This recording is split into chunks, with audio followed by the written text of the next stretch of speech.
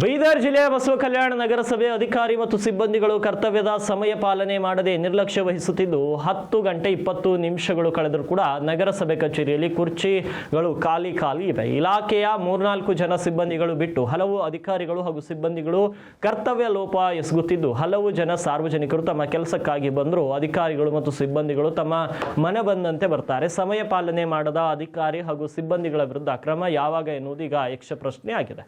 ಸರ್ಕಾರದ ಸಮಯ ಪಾಲಿಸದೆ ತಮ್ಮ ಮನಬಂದಂತೆ ಸಿಬ್ಬಂದಿಗಳು ಬರ್ತಾ ಇದ್ದು ಸರ್ಕಾರದ ಆದೇಶಕ್ಕೆ ಡೋಂಟ್ ಕೇರ್ ಎನ್ನುತ್ತಿದ್ದಾರೆ. ಇನ್ನು ಇಲ್ಲಿನ ಪೌರಾಯುಕ್ತರಾದ ರಾಜು ಬಣಕರ್ ಅವರು ಸಮಯ ಪಾಲನೆ ಮಾಡದ ಸಿಬ್ಬಂದಿ ಮತ್ತು ಅಧಿಕಾರಿಗಳ ವಿರುದ್ಧ ಕ್ರಮ ಕೈಗೊಳ್ತಾರೆ ಅನ್ನೋದನ್ನ ಕಾದು ನೋಡಬೇಕು. ಅಲ್ಲದೆ ನಗರಸಭೆ ಆಡಳಿತಾಧಿಕಾರಿ ಜಿಲ್ಲಾಧಿಕಾರಿ ಶಿಲ್ಪಾ ಶರ್ಮಾ ಅವರೇ ಇದ್ದಾರೆ. ಅವರಾದರೂ ಕರ್ತವ್ಯ ಲೋಪ ಎಸಗಿ ಸಮಯ ಪಾಲನೆ ಮಾಡದ ಅಧಿಕಾರಿಗಳ ವಿರುದ್ಧ ಕ್ರಮ ಕೈಗೊಳ್ತಾರ ಕಾದು ನೋಡಬೇಕಾಗಿದೆ.